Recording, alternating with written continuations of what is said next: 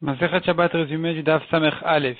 On a vu dans la Mishnah qu'il est interdit de sortir avec une chaussure unique pendant le Shabbat, sauf s'il a un pied blessé. Dans le cas où il a un pied blessé, il a le droit de sortir donc avec une seule chaussure. La question qui se pose ici, c'est à quel pied il porte la chaussure. La Gemara ramène là-dessus une marloquette. Soit au pied blessé, soit au contraire au pied qui n'est pas blessé. La Gemara ensuite ramène une discussion à savoir, quand on met ses chaussures, est-ce qu'il faut commencer par la gauche, qui est la plus importante quand on attache les tefilines, ou bien il faut commencer par la droite comme d'habitude. La Gemara dit que Rabbi Yosef dit, maintenant qu'on ne connaît pas la halakha, on a une braïta qui dit de commencer par la droite, Rabbi Yochanan qui dit de commencer par la gauche, on va faire comme ça ou comme ça, c'est bon. Abaye qui lui fait la remarque et qui dit non, mais peut-être que Rabbi Yochanan n'a pas entendu la braïta. S'il avait entendu, il serait peut-être d'accord, il aurait changé d'avis. Au contraire, peut-être que Rabbi Yochanan a entendu la braïta et il ne pense pas que c'est comme ça la halakha. Donc, qu'est-ce qu'il faut faire? La Gemara conclut que ce qu'il faudrait faire, c'est de s'acquitter de tous les avis, de mettre d'abord la droite et ensuite la gauche, d'abord attacher à la gauche, ensuite fermer les lacets de la droite. La Gemara dit cependant, il y a un des Chachamim qui ne faisait pas attention à ça, de faire sous cet ordre-là. La Gemara ensuite ramène par contre quand il enlève ses chaussures, là c'est clair qu'il doit commencer par enlever la gauche et ensuite la droite. Quelqu'un qui se lave les mains ou le corps, il commence par la droite, ensuite la gauche. Par contre, mais quand il se lave le corps tout entier, il commence aussi par sa tête, qui est le roi de tous les membres. Et ensuite le reste. On a vu encore dans la Mishnah, on n'a pas le droit de sortir pendant Shabbat avec cette filine. S'il est sorti en portant cette filine sur sa tête et sur son bras, il est patour. La Gemara ramène là-dessus que ce qu'on interdit de sortir pendant le Shabbat avec les tefilines, ça va même selon celui qui pense que Shabbat est un jour pendant lequel on doit mettre les tefilines. Deuxième version, ce qu'on a dit qu'il est patour en sortant avec les tefilines, ça va même selon celui qui pense que Shabbat n'est pas un jour pendant lequel on met les tefilines. Cependant, s'il est sorti en portant les tefilines, il est patour parce que c'est comme un vêtement. Donc s'il le porte à sa tête, à son bras, c'est comme si il portait un vêtement, il est donc patour.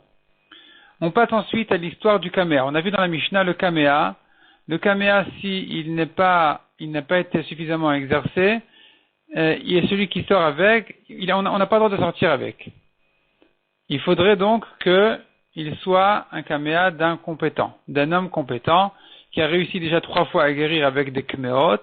Donc des kméot, c'est soit un parchemin dans lequel il écrit quelque chose qui a pour sgoula de guérir la personne, soit c'est un kaméa de toutes sortes d'herbes qui, selon ce médecin-là, il les a repérés comme des plantes qui pourraient guérir ce genre de problème.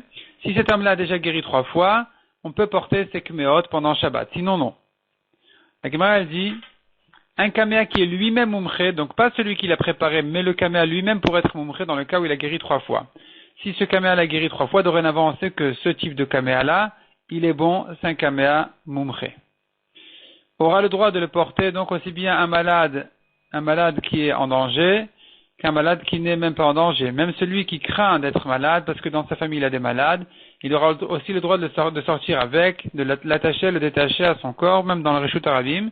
L'essentiel c'est qu'il ne l'attache pas à son bracelet ou à son anneau pour ne pas que les gens disent qu'il le considèrent comme un bijou alors que ça n'en est pas. Mais s'il le porte autrement, d'une manière classique, alors on comprend que c'est un kaméa qui guérit. Pour cette personne-là, c'est ce qu'il faut, ça ne s'appelle pas porter pendant Shabbat, il aura le droit de le faire.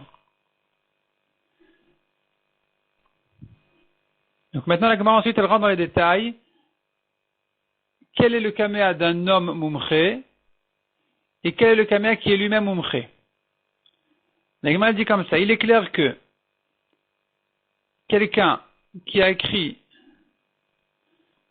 3 kméot pour 3 hommes différents, 3 fois, chacun guérit 3 fois, là, aussi bien l'homme qui les a préparés que les kméot, ils sont considérés comme moumché. Ce sont des kméot qui ont déjà été exercés, qui ont déjà été vérifiés, et on confirme qu'effectivement, aussi bien les kméot sont des kméot qui sont reconnus comme bons. Dorénavant, n'importe qui refera ce kaméa-là, on pourra le porter.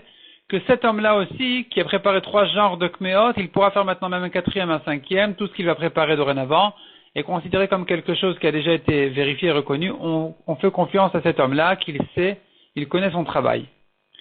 Si par contre l'homme a fait 3 kmeot, et chacun n'a guéri qu'une seule fois, l'homme, il est mumché, il est compétent, mais les kmeot pas encore. Donc quelqu'un d'autre ne pourra pas les préparer en disant voilà, c'est reconnu. Il faudra on les teste. Inversement, un kaméa qui a guéri 3 fois, même de la même personne, un homme qui a préparé un kaméa qui a guéri 3 fois, le kaméa il est mumché, mais l'homme n'est pas encore mumché. La question qui se posera, c'est si l'homme a préparé 3 genres de kmeot pour 3 maladies de la même personne, du même malade, est-ce que je considère que l'homme, il devient mumché, oui ou non?